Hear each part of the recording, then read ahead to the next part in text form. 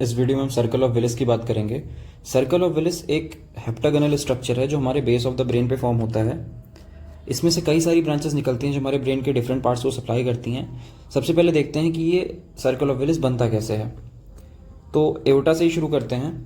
Aorta से right side में brachiocephalic trunk निकलता है और वो आगे चल के सबक्लेवियन आर्टरी और कॉमन कैरोटिड आर्टरी में डिवाइड हो जाता है। लेफ्ट साइड में सबक्लेवियन आर्टरी और कॉमन कैरोटिड आर्टरी डायरेक्टली निकलती हैं।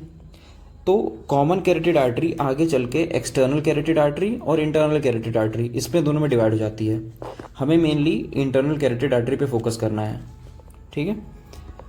यहीं सबक्लेवियन आर्टरी की पहली ब्रांच जो निकलती है वो होती है वर्टिब्रल आर्टरी।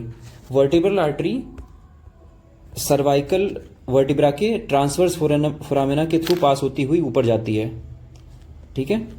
तो यहाँ इस फिगर में देखो तो इस साइड भी ये एक वर्टिब्रल आर्टरी है, इस साइड ये एक वर्टिब्रल आर्टरी है और इस साइड ये वाली वर्टिब्रल आर्टरी है।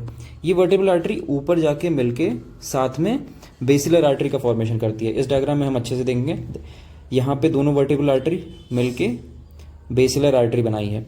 बेसिलर आर्टरी आगे चल के पोस्टीरियर सेरिब्रल आर्टरी में टर्मिनेट हो जाती है।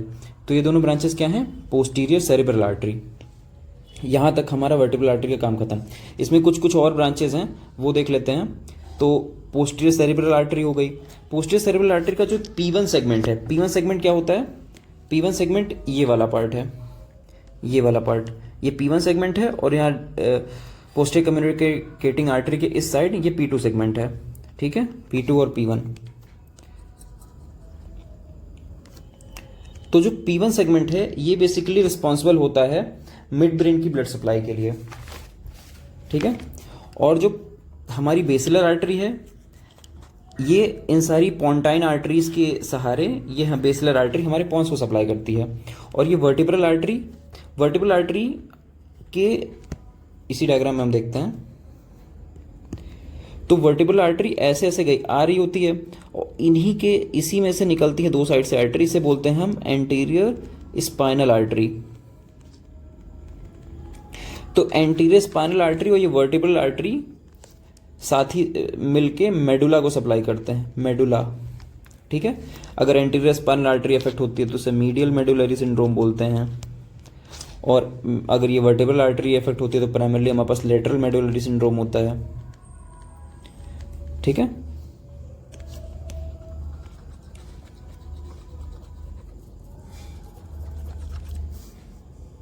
ओके, तो नीचे का हमारे पास ये वाला पार्ट क्लियर हो गया। अब ऊपर का देखते हैं ऊपर क्या हो रहा है। तो ऊपर मेनली ये सारा काम जो हो रहा है, यहाँ से जो भी ब्रांचेस निकल रही हैं हमारी इंटरनल कैरोटिड आर्टरी से निकल रही हैं। तो यहाँ पे समझते हैं, डायग्राम में शुरू से देखो तो ये वाली आर्टरी ऊपर गई और यहाँ पे एक्सटर्नल कैरोटिड आर्टरी निकल गई और ये इंटरनल कैरोटिड आर्टरी आ रही है। तो इंटरनल कैरोटिड आर्टरी में से बेसिकली 3 ब्रांचेस निकल रही हैं, आप 4 निकल रही हैं, आप 3 समझो। सबसे पहले जो आगे निकल गई इसको बोलेंगे हम एंटीरियर सेरिब्रल आर्टरी, ये है मिडिल सेरिब्रल आर्टरी और ये जो निकल रही है इस साइड देखो क्लियर है, ये निकल रही है, ये है ऑप्थेल्मिक आर्टरी, ठीक है। इधर की एंटीरियर सेरिब्रल आर्टरी और इधर की एंटीरियर सेरिब्रल आर्टरी, इनको जोड़ने का काम करती है एंटीरियर कम्युनिकेटिंग आर्टरी, ठीक है। पीछे ये मिडिल सेरिब्रल आर्टरी निकल गई। मिडिल सेरिब्रल आर्टरी ब्रेन के बहुत ही लार्ज पार्ट को सप्लाई करती है, बेसिकली साइड में टेम्पोरल लोब और पैराइटल लोब को। तो यहाँ पे इस डायग्राम में आप देखो तो ये इस पार्ट में ये है middle cerebral artery.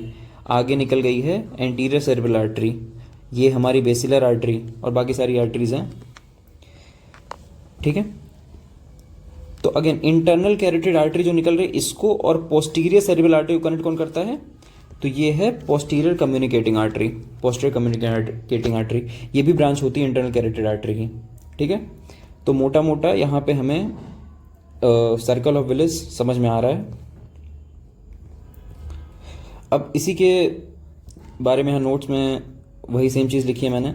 Anterior cerebral arteries हैं which are joined by anterior communicating artery, laterally internal carotid artery, posterolaterally posterior cerebral artery और पोस्टेरली हमारी पोस्टीरियर कम्युनिकेटिंग आर्टरी। शेप इसका हेप्टागोनल होता है, 7 sided. Source again internal carotid artery और vertebro basilar artery से मिलकर बन रही है। तो इसके फंक्शन क्या होते हैं? तो सर्कल ऑफ विलिस का मेन फंक्शन होता है, ये बहुत ही अच्छा कोलेटरल सर्कुलेशन प्रोवाइड करता है कि ब्रेन का अगर किसी एक पार्ट में इस्चीमिया या थ्रोम्बोस या एम्बोलस की वजह से ब्लड सप्लाई नहीं हो पा रही है तो किसी और कोलेटरल सप्लाई से वहाँ पे ब्लड सप्लाई पहुँच जाती है। तो ये काफ़ी अच्छा कोलेटरल सर्कुलेशन वहाँ पे प्रोवाइड करता है। क्लिनिकल एनाटॉमी में बेरी एन्यूरिज्म ये बहुत ही इंपॉर्टेंट टॉपिक है। तो एन्यूरिज्म क्या होता है?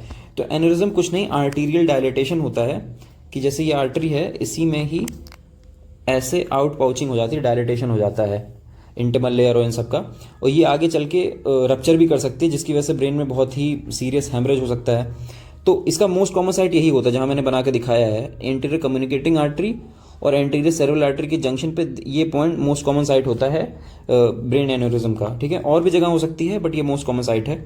Okay guys, so that's it for circle of Willis. Thanks for watching.